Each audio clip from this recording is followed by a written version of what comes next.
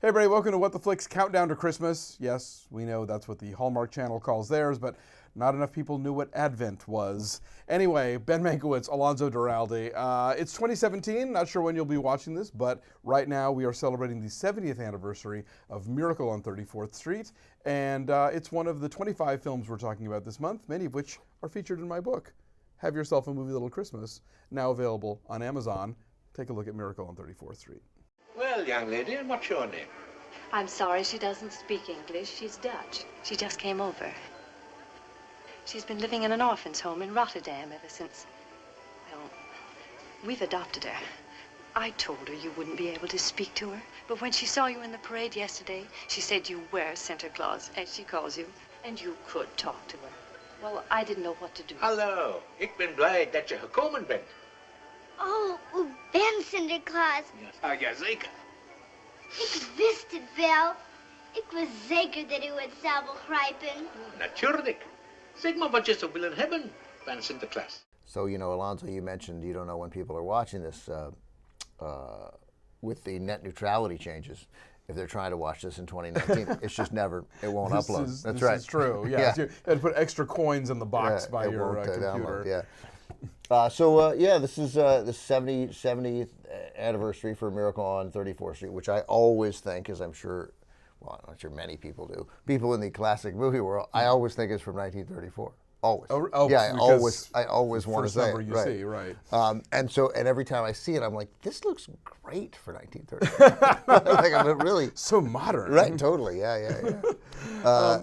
This is a lovely Christmas movie. It is, absolutely. And it's interesting. It's funny that you mentioned net neutrality, because I was thinking about how this movie manages to avoid a lot of the pitfalls that we get in the sort of Santa theology of movies, you know, where we live in a world where Santa clearly exists, and yet whether or not you believe in Santa is still an issue, and so it doesn't make any sense. I equate it to like it's like climate change. You know, we know it's a thing, but still there are people who deny that it exists.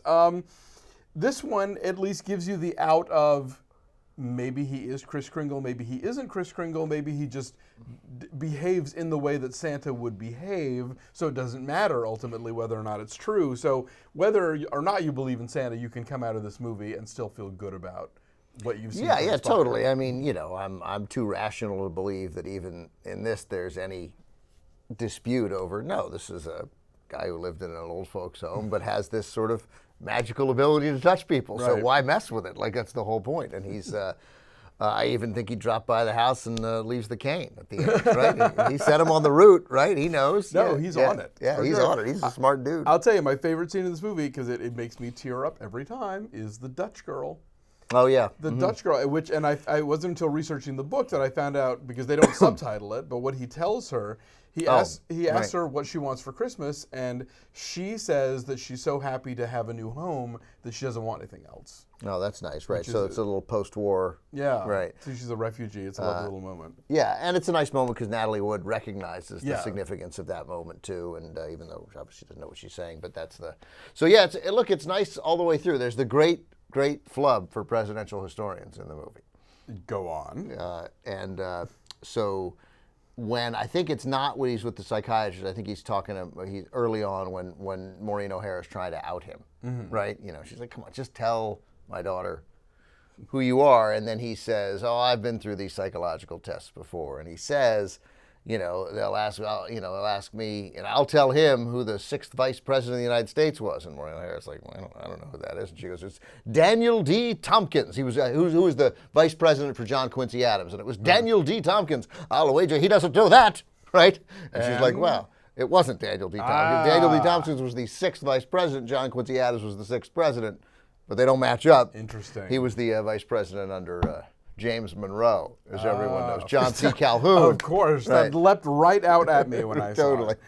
it. This is it's a charming film. Edmund Gwenn very deservedly won a Best Supporting Actor Oscar, which I think makes him maybe the only actor in a Christmas movie to win an Academy Certainly Award. the only actor to play Santa Claus, right? For sure, yes. Other than if his character in the movie was like Santa Claus at a party. That's Kris Kringle. Right. Yeah. But because I know you want to talk more about the vice presidential thing, but you know what it reminded me of, why it was interesting to see it again, to watch that scene again, was because the last, I guess earlier this month, or at some point this month, we're talking about desk set. Right.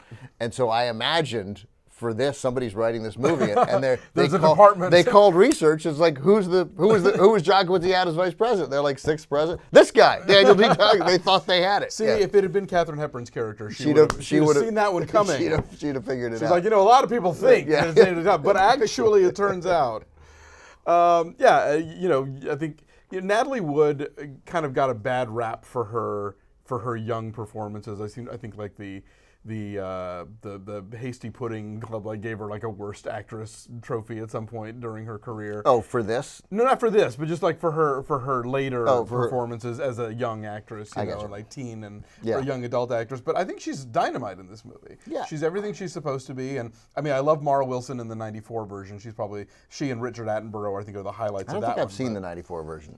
It's not this one. Sure. It has its moments, though. Yeah, it's such a sweet story. It's hard to... but I don't know.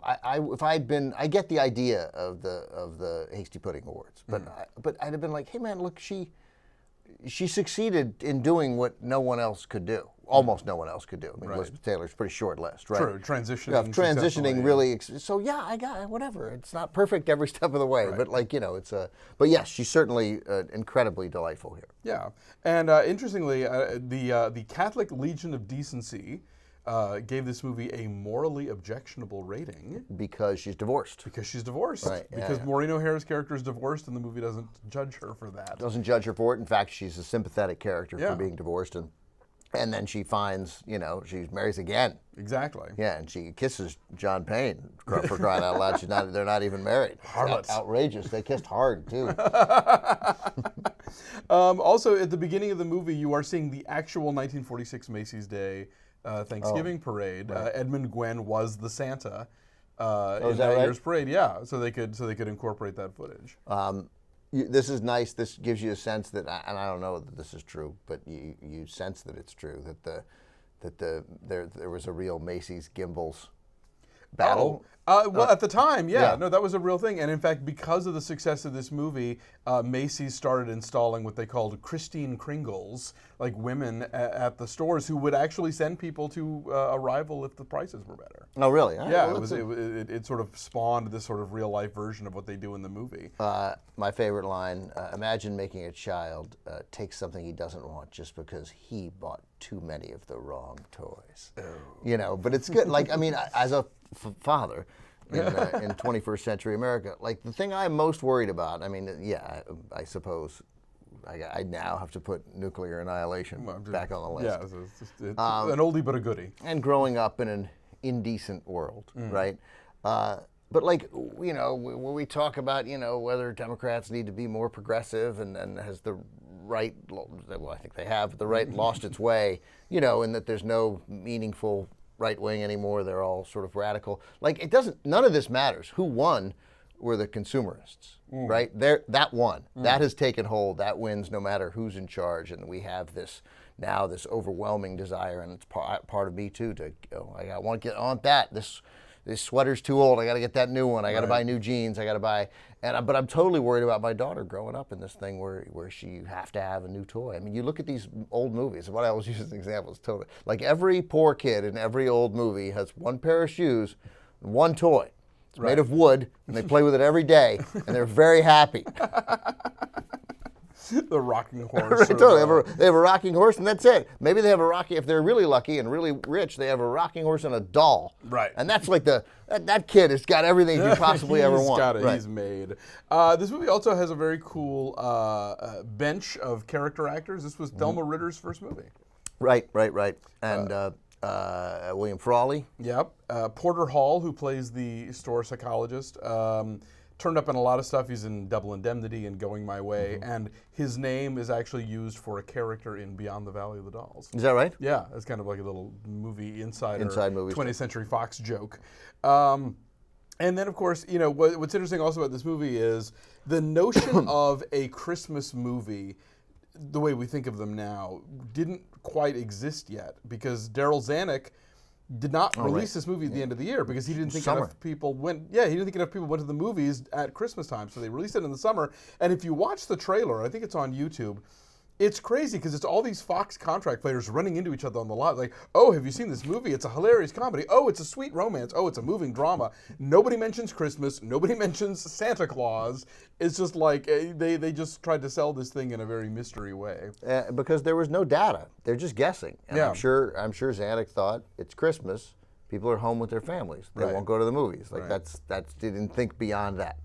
Yeah, I mean, and you know, you look at a lot of these the movies that we now think of as the Christmas classics. They weren't necessarily released at the end of the year, and I think that television maybe kind of created the notion of the Christmas movie as we know it. That's probably right, because then all of a sudden you realize that's people at home now with the opportunity to see these movies did want to see them around Christmas. That may be true. Certainly, TCM plays a significant role now. Absolutely. Yes. What's the Ben Affleck, John Frankenheimer Christmas movie? Reindeer Games? Reindeer Games. I mean, a movie with Ben Affleck, John Frankenheimer, who I love. Charlize Theron about like robbing casinos in a Santa outfit. I mean, I couldn't. This movie should have been great. On paper, it all sounds like I'm sounds in, fantastic. then, Nope.